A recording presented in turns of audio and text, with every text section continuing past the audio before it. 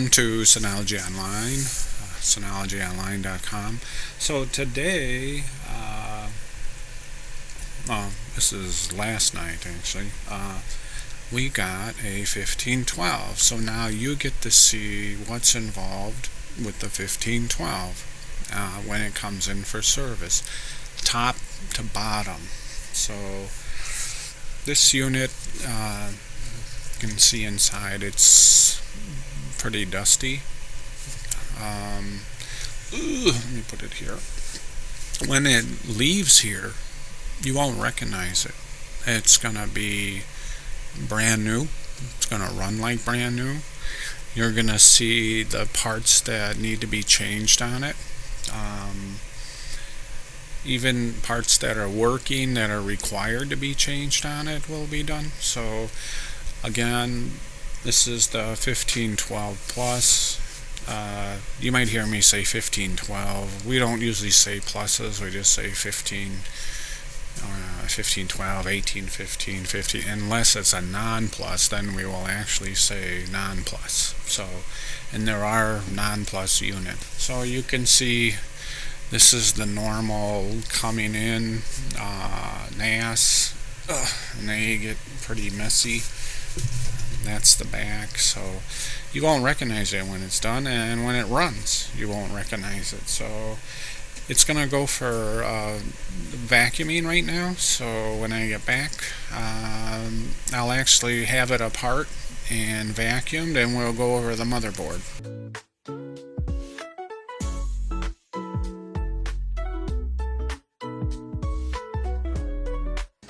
Everything else comes off.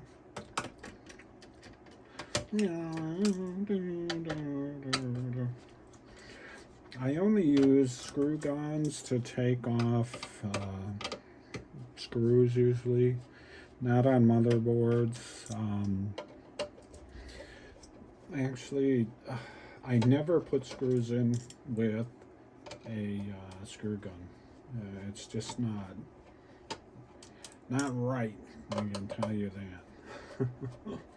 So everything will be fixed. It's gonna get cleaned out. Oh, hit my camera. Ding. So that comes off. It's got to get cleaned. The motherboard's gonna come out of here. I keep bumping into my camera here. I'm not used to having my camera here.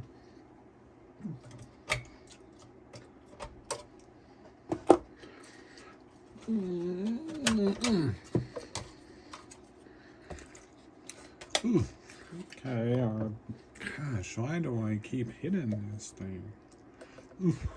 I gotta hide this lever. So, anyways, everything gets, this is just a preliminary cleaning. The rest gets done.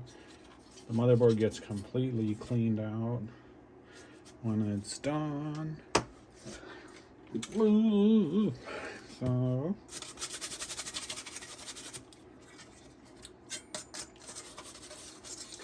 yeah, you gotta get one of these.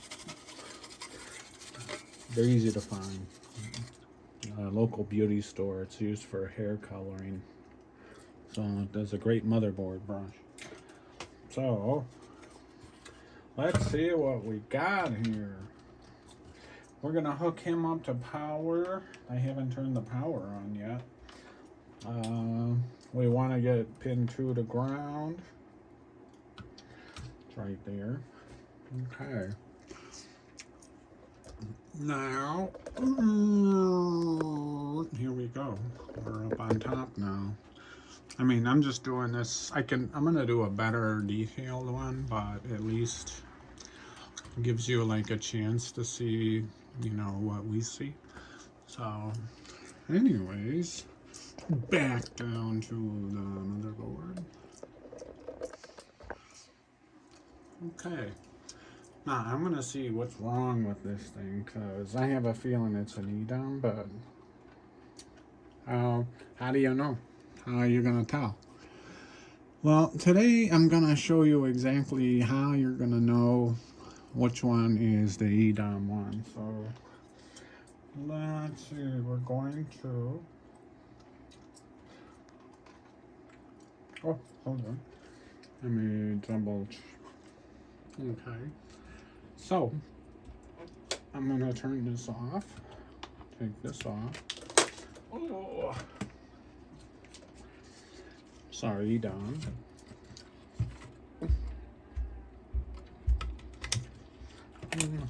My wife's singing.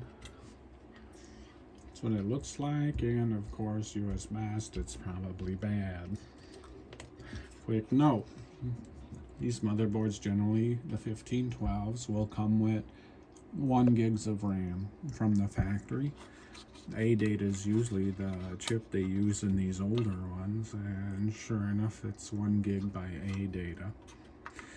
This unit can easily support 2 gigs in this slot. Some units, depending on the revision of the board, because they changed it, can support an additional 2 gigs. Usually it supports up to 3, but don't do any more. The reason for that is memory on this channel shares a bus with the South Bridge. Okay, if you ever trace it out, you'll even see it there too.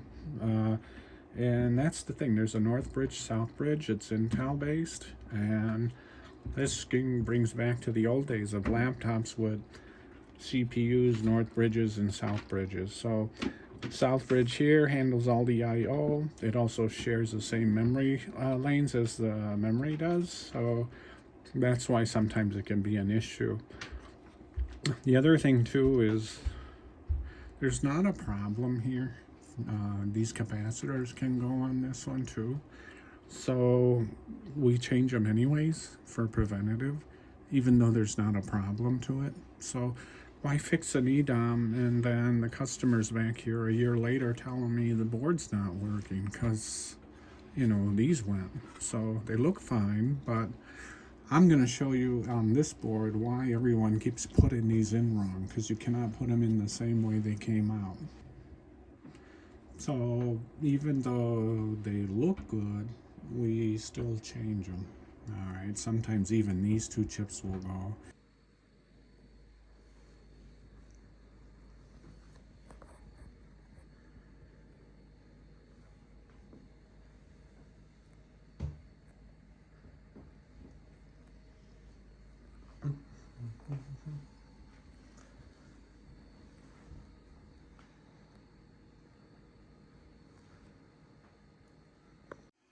Okay, now we're gonna try and boot this thing and see what's wrong with it.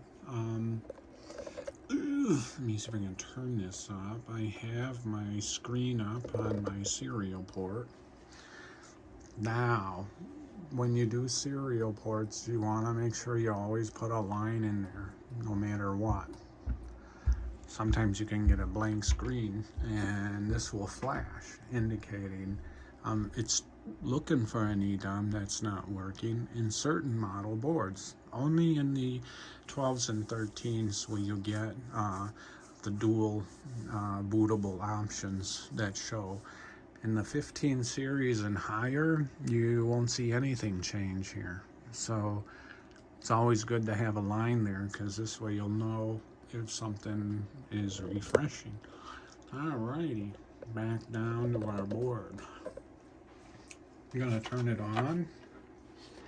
Pin 3, it's on. Let's see what we got. What do you know? It's looking to boot. It's counting down.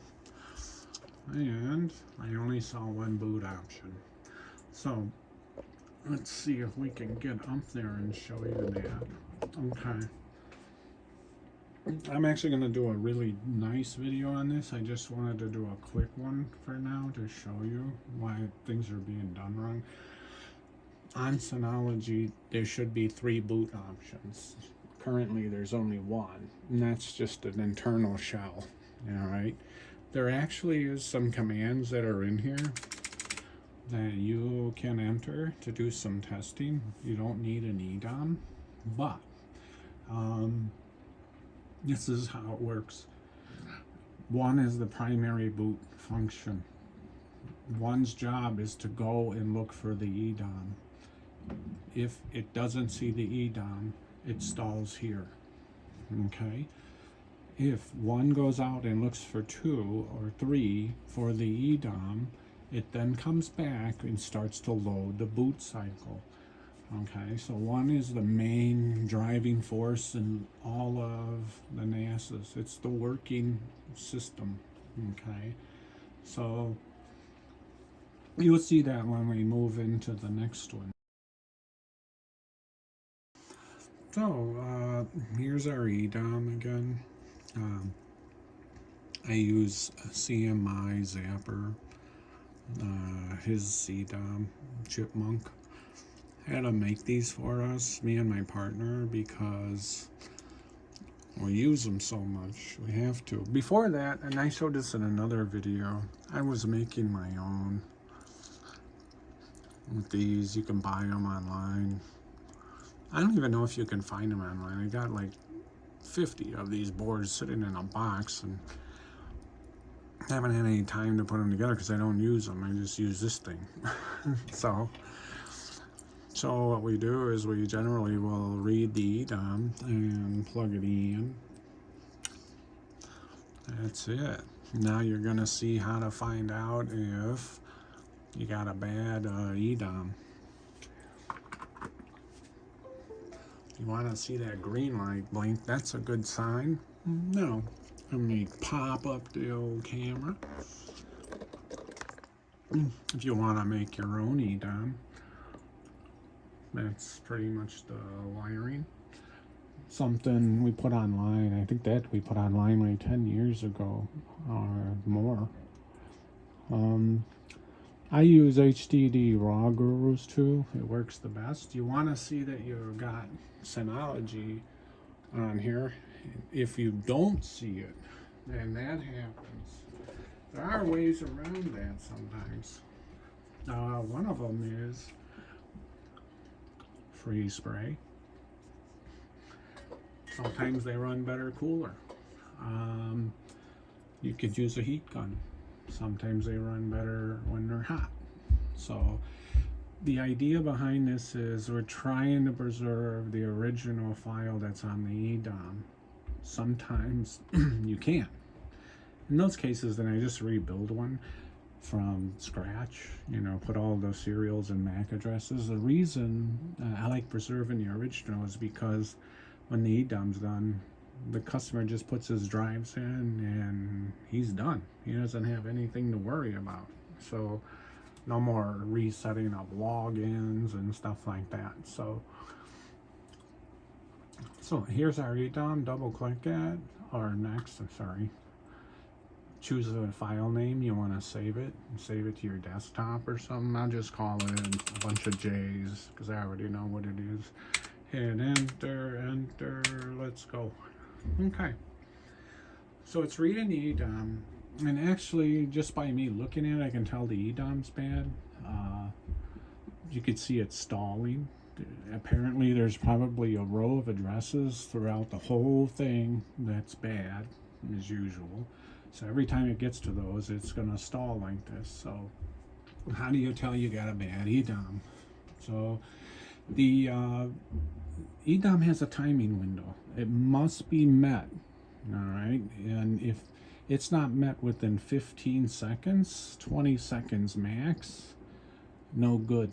That's how you get those crashed loads with only one option to boot. When the beginning I showed you, that's how you tell you have a bad EDOM. You gotta have about 15 seconds to read this thing, and if it gets old and bad, it won't read it in 15 seconds. You can tell we're way past 15 seconds loading this. So when you start reading, even your new one, if you start counting 1, 2, 3, and you reach 15 seconds and it hasn't reached the end, you got a bad EDOM. So this is most important on the reading side. It's not as important on the writing side, only on the reading side. All right. So this is how we know we got a bad EDOM here. So I'm going to stop the video because it's going to probably take a couple of minutes before it reads it. So that's how you know you got a bad EDOM. It has that 15-20 seconds max window. If the system can't dump all that in memory the way it's supposed to in that timing, CPU's way past the EDOM already, the board's beginning to want to boot, but there's no EDOM in the picture to load in. So that's the reason these fail. This is the 1512, the 1513, 1812, 1813, all the plus versions. By the way, it's not done, but in the meantime, I'm going to actually remove the capacitors on here, and I'm going to put in some new ones, and I'm going to show you how to put them back the correct way. These, by the way, must be X7Rs, 10 microfarad. I believe the size is 0805. Let me see. Yeah, these are 0805s, 10 microfarad, X7R, 10% or less. Use 25 volts. Okay, no exceptions. Yeah, only the best can go in here. So get either the Japanese, like Muratas or something. Nothing else. This is a high stressed area, so it has to get the best capacity. So here's our EDOM again. I use a CMI Zapper, his EDOM, Chipmunk. Had to make these for us, me and my partner, because we use them so much. We have to. Before that, and I showed this in another video, I was making my own with these. You can buy them online. I don't even know if you can find them online. I got like 50 of these boards sitting in a box, and I haven't had any time to put them together because I don't use them. I just use this thing. So what we do is we generally will read the EDOM and plug it in. That's it. Now you're going to see how to find out if you got a bad EDOM. You want to see that green light blink, that's a good sign. No. Let me pop up the old camera. If you want to make your own EDOM, that's pretty much the wiring. Something we put online, I think that we put online like 10 years ago or more. I use HDD raw gurus too. It works the best. You want to see that you've got Synology on here. If you don't see it, then that happens. There are ways around that sometimes. One of them is freeze spray. Sometimes they run better cooler. You could use a heat gun. Sometimes they run better when they're hot.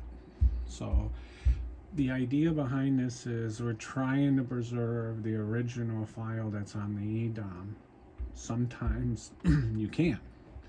In those cases, then I just rebuild one from scratch, put all the serials and MAC addresses. The reason I like preserving the original is because when the EDOM's done, the customer just puts his drives in and he's done. He doesn't have anything to worry about. So no more resetting of logins and stuff like that. So here's our EDOM. Double click it, or next, choose a file name you want to save it. Save it to your desktop or something. I'll just call it a bunch of J's because I already know what it is. Hit enter, let's go. Okay. So it's reading the EDOM, and actually just by me looking at it, I can tell the EDOM's bad. You can see it stalling. Apparently there's probably a row of addresses throughout the whole thing that's bad, as usual. So every time it gets to those, it's going to stall like this. So how do you tell you got a bad EDOM? So the EDOM has a timing window. It must be met, all right? And if it's not met within 15 seconds, 20 seconds max, no good. That's how you get those crashed loads with only one option to boot. When the beginning I showed you, that's how you tell you have a bad EDOM. You gotta have about 15 seconds to read this thing, and if it gets old and bad, it won't read it in 15 seconds. You can tell we're way past 15 seconds loading this.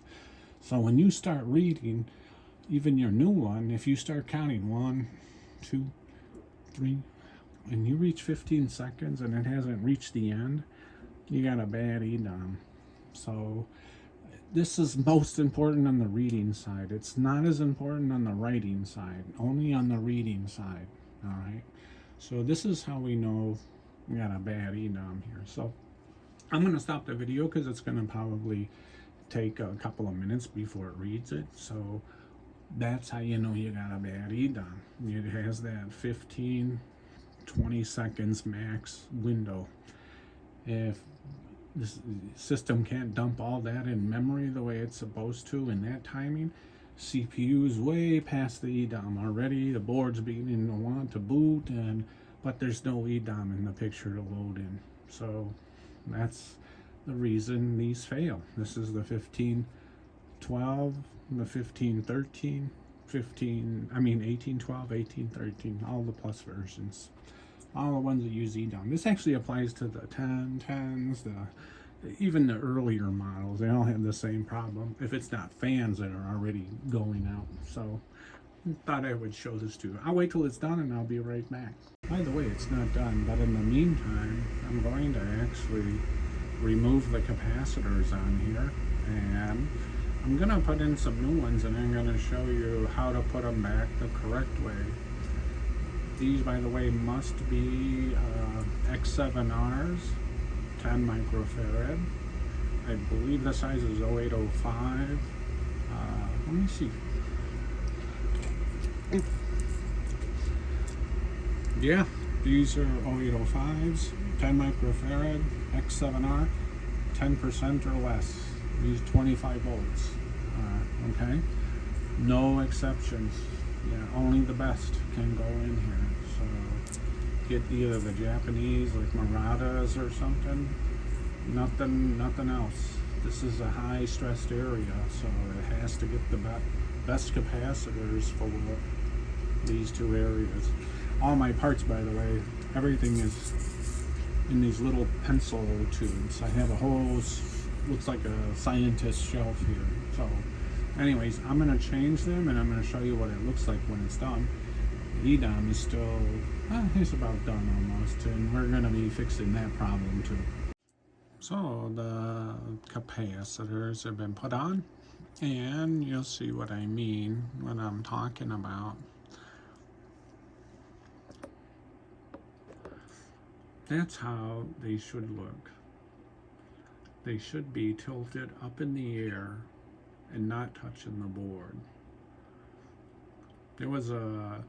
This is a reason, there was a memo put out by Synology over this part. So, and actually we were already doing it because we already knew what we were seeing in the field.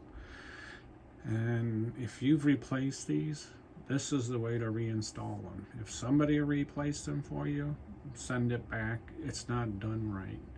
So the reason for this is when these burn, and they get hot enough to burn, they burn a hole in the board.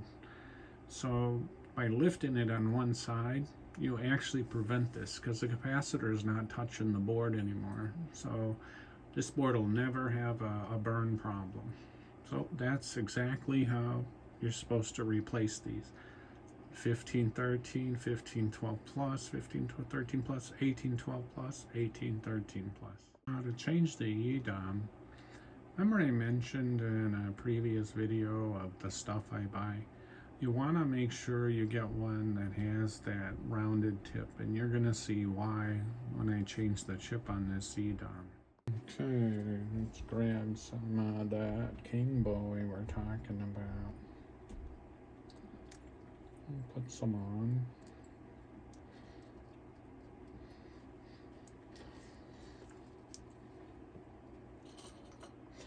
Grab a toothpick somewhere. Just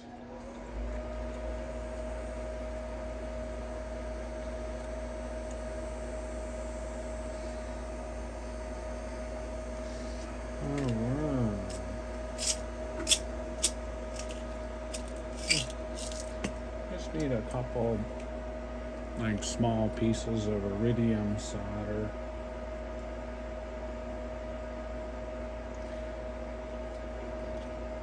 I'm trying to get this chip off here. Sometimes the pieces are too big. Just break them in half. It's kind of tight. So there we go. Set them on each side.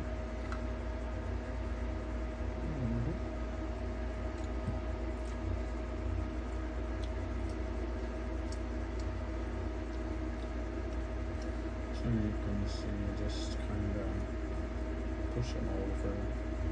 I'm going to show you too how to boot this thing. USB. So you can see you have another option besides doing the EDOM. So there's a couple of extra pieces for the next job.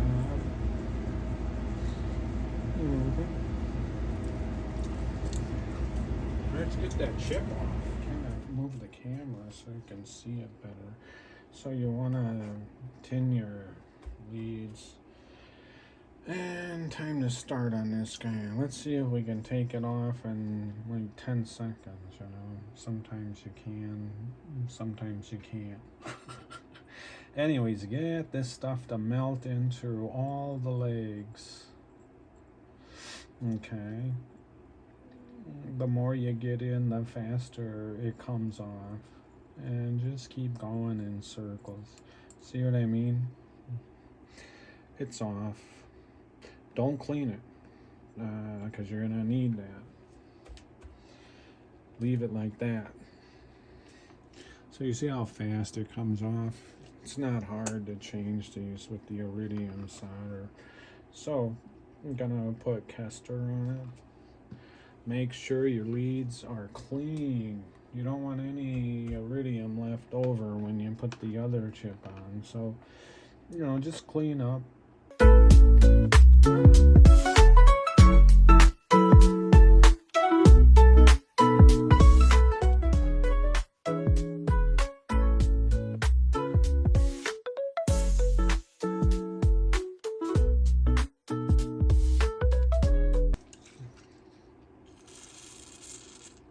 I used contact cleaner stuff. Sometimes you gotta clean it some more.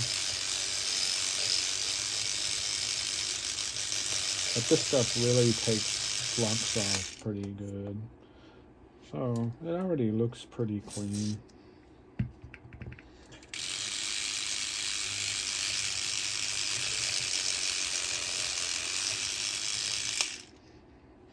May have a short or two, but I wish my camera would focus better. So I'll actually go over this some more to clean it, but I wanted to give you an idea. And look how fast it is to take off the chip. So the chip you want to use is the US Best UT165LS. I call it LS, L46. It's an A0A. Do not buy the A1A. It won't work. It has to be the A0A. Okay. Now, let's get a little bit better over here. Putting this on, there's an arrow, and you have a dot on your chip to indicate pin 1. And I can see it's over here. Putting it on is takes a little bit more time. So how to do that and get it right. So you basically just want to tack a couple of legs here, like just put some solder on a couple of legs. It don't matter. Because alignment is actually, all that's done with your spotting it. So now you can see why I use sometimes extra close-up stuff. Gosh, I used to have really close vision, and then I had that eye surgery a long time ago, And they told me when you get older, it's going to revert to farsightedness. And sure enough, it's farsighted. So I may have to go for the surgery again and, have them fix me up. So anyways, let's see, let's get down here. So I'm gonna align this and just tack 2 legs, because sometimes you need to manipulate some of the legs to get it done right.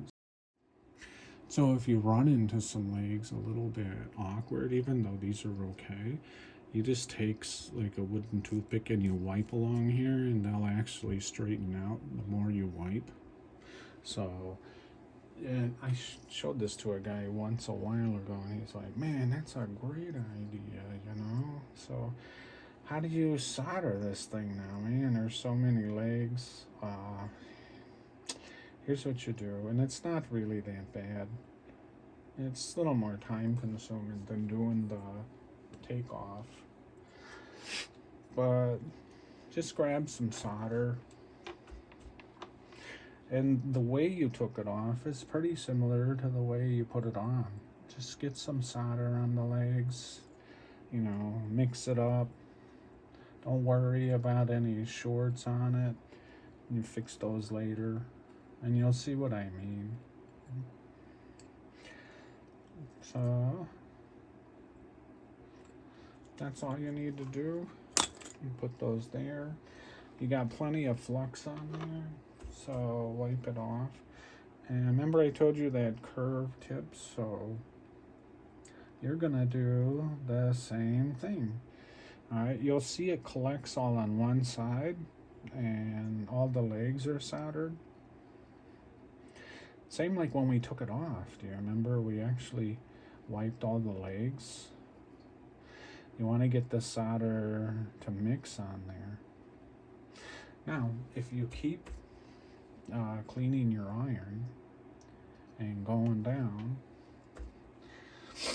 let's add a little more flux.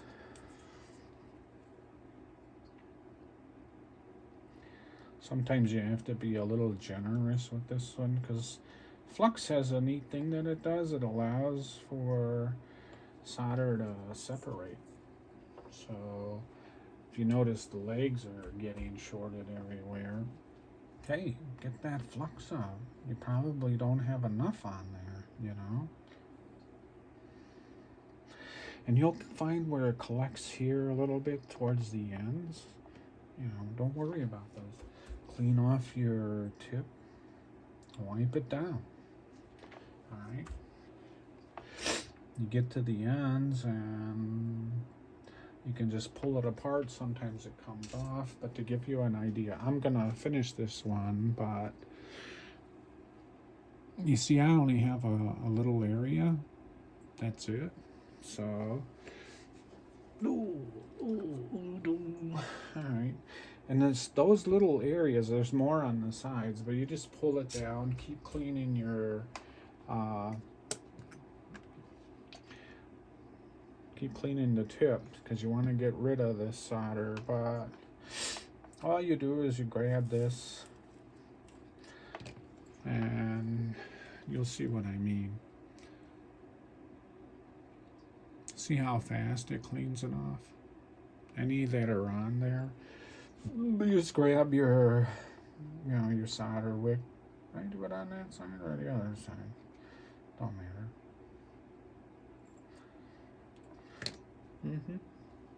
So that's just one side. Those legs will be considered passable. So I just finished this with the other ones on the ends, and that's it. You can see it always collects on the end. You just have to pull it down. Here, this one. It's hard to work in the air. But anyways, I'll do those other ones. But you'll see when it's done, it's not hard. You don't even have to use that much solder. But I'll be back after I clean this up. All right. Okay. So, it only took me a minute. Oh yeah, there's a way.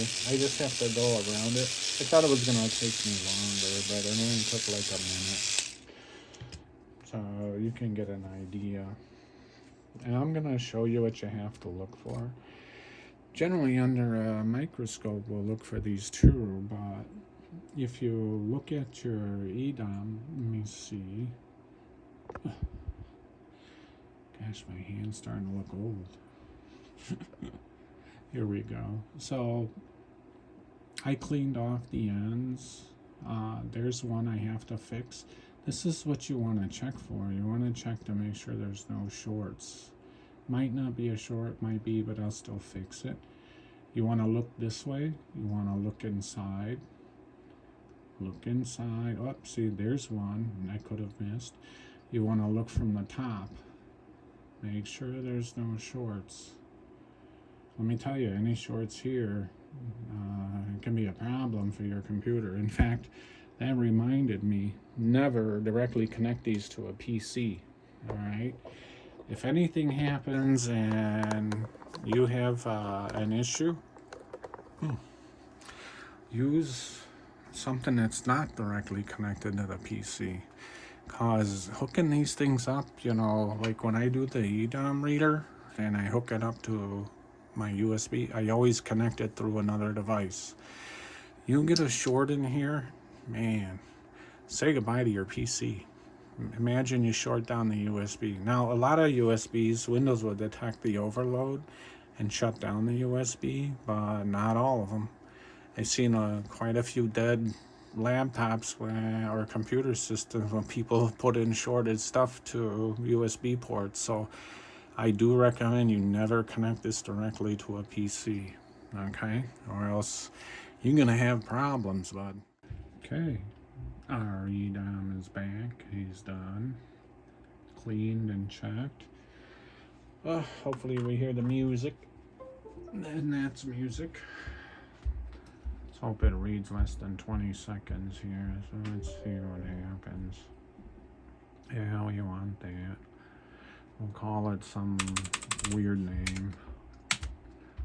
1, 2, 3, 4, 5, 6, 7, 8, 9, 10, 11, 12, 13, 14. Actually, I know it's going to go over 20. That's, sometimes you can tell, that's your PC.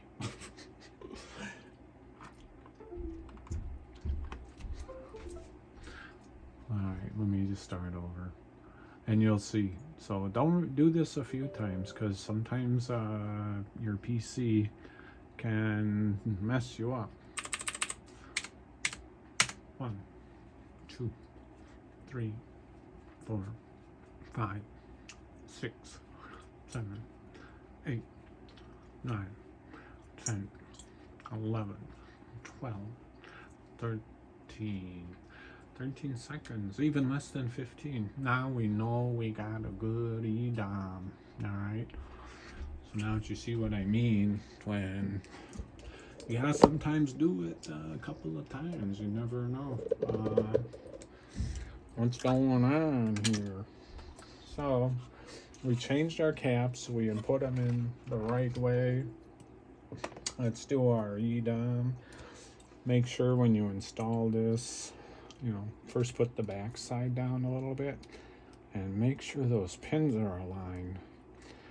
This model doesn't have a socket, it just has those pins standing out, so it's gonna act kind of weird putting it in. So we're gonna hook up our serial port. I'm gonna turn on the PC, the serial port, and hopefully we get the magic. I'm gonna apply power.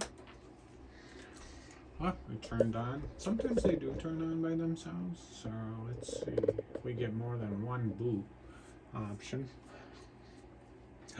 Yes, did you see that? There was 3. That's what it is. I actually said in the beginning of boot Syno 1. Syno 1 goes out and looks for Syno 2. If it sees Syno 2, then it activates Syno 2. Why did I say Syno 1 in the beginning? So anyways, yeah, here we go. So this is what you want to see after your EDOM's fixed. So this was a success with just changing that one chip in there. So I want to make sure it boots, comes alive. We're going to run a couple of tests that need to be done.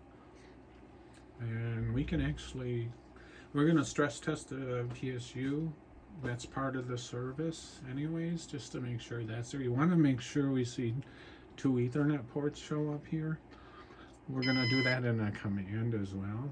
January 1st is the date because the coin sells out. So with that, our password is 101-0101. Okay.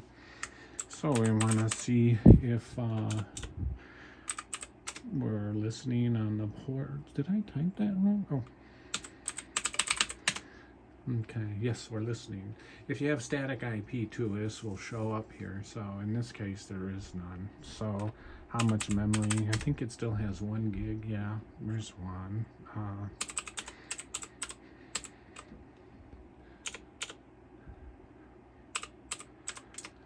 Yeah, these are those LAN ports. We gotta make sure LAN ports come up. That's one of the most critical things. I'm gonna plug into the LAN ports to make sure those are active.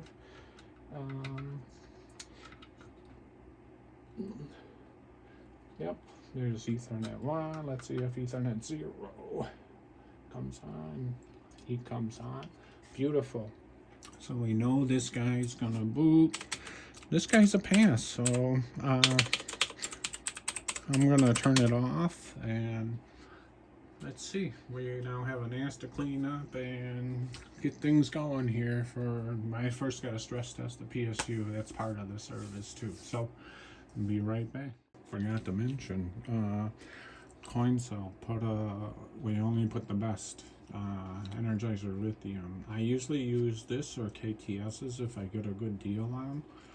Synology uses KTS's, but that's commercial. It's so hard to find those. But I mean, I only use these. I don't put Panasonics or Maxwell's or Sony's. No, this is the only one recommended outside of the KTS's. So all of them get this. No batteries in. That looks good. We still have more testing to do, but spray.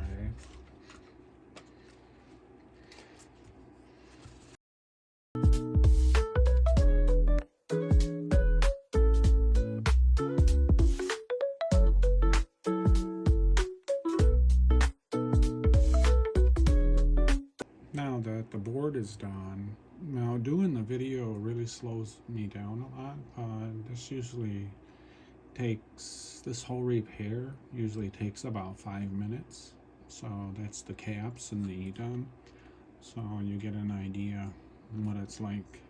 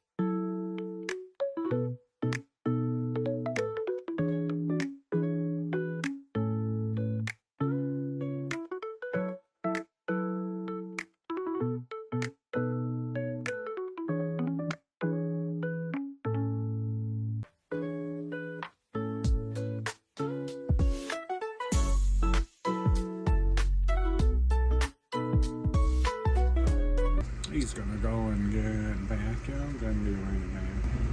Okay, got 4 drives in there. And we're gonna turn it on. And the LED works. If the LED's burned out, we replace it too while it's here. So in this case, it's working. So we want to wait to see if it beeps. That's actually a good sign that everything worked. The power supply's been tested. It also gets the EMS test. The EMS kind of tells us how fast the voltage regulator is working in it, if it needs any work. So it's booting up now, and you can see LAN is active. You can switch to another LAN to make sure. Yeah, and now that one's lit up, so that's a good sign. So let's see, we'll wait till he boots. I'll speed it up here.